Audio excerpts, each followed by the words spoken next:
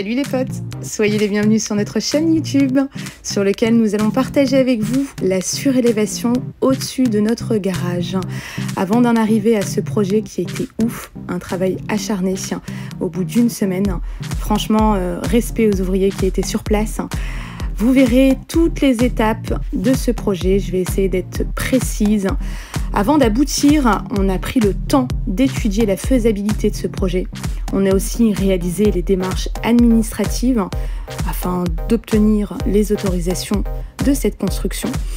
Vous verrez, ça a été un travail acharné, mais on est ravis du résultat. On vous souhaite un bon visionnage, on partage avec vous les sourires, la bonne humeur et un petit pouce, ça fait toujours plaisir. Et n'hésitez pas à vous abonner.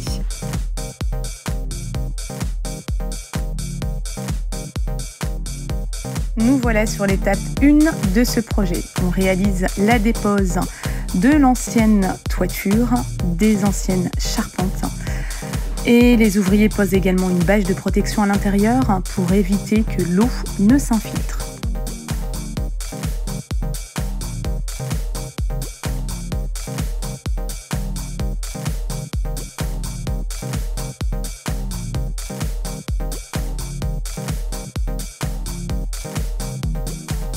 Nous voilà sur l'étape numéro 2, la pose des nouvelles charpentes.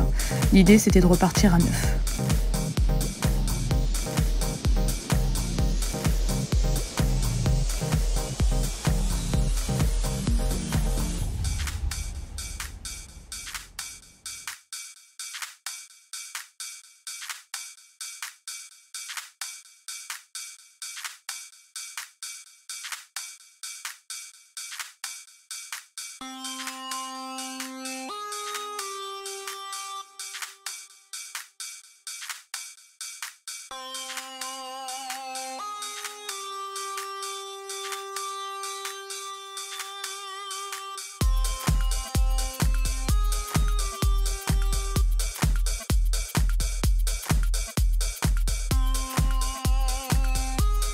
Après la pose des nouvelles charpentes, vient la pose du sol.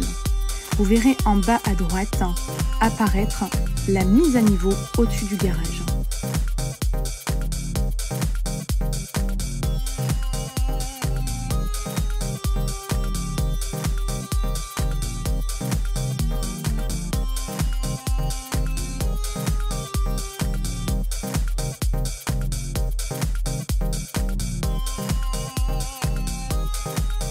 L'opération se poursuit par l'élévation des murs.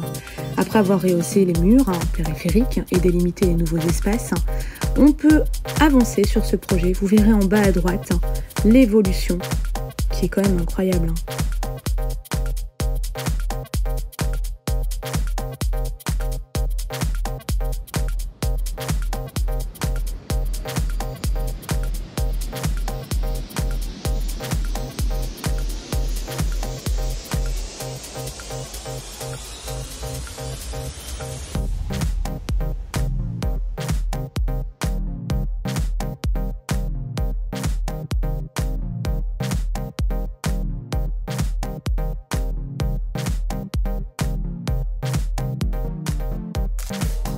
Alors là, on se trouve sur notre toit terrasse. On a choisi une toiture végétalisée en EPDM, avec une pente réglementaire de 5% selon les normes du DTU. Alors après la pose du pare-pluie, de l'isolant et de l'OSB, ne manque plus que la membrane d'étanchéité qui est aussi appelée EPDM. En gros, c'est quoi? C'est une grande bâche noire, assez lourde, qui est aussi utilisée pour les piscines. Alors pour cette étape, il a fallu préparer le support, mettre les bandes périmétriques, le positionnement de la bâche et enfin le collage et le ramouflage. J'appelle ça le ramouflage. Naturellement, il y a eu une mise en eau pour tester l'étanchéité et l'efficacité. Vous verrez d'ailleurs apparaître la photo de cette pose EPDM. Mon étape préférée, la pose du bardage. Alors on l'a choisi en Douglas. L'avantage c'est que c'est un bardage massif et naturellement durable.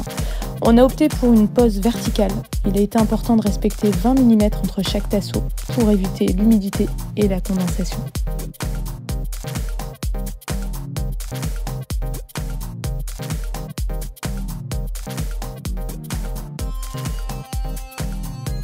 L'étape 7, les finitions. On découpe tout au propre, histoire que ce soit harmonieux et joli. Bon, tout a été tracé, bien évidemment. Voilà, on espère que cette vidéo vous a plu. N'hésitez surtout pas à nous suivre, à liker, à partager.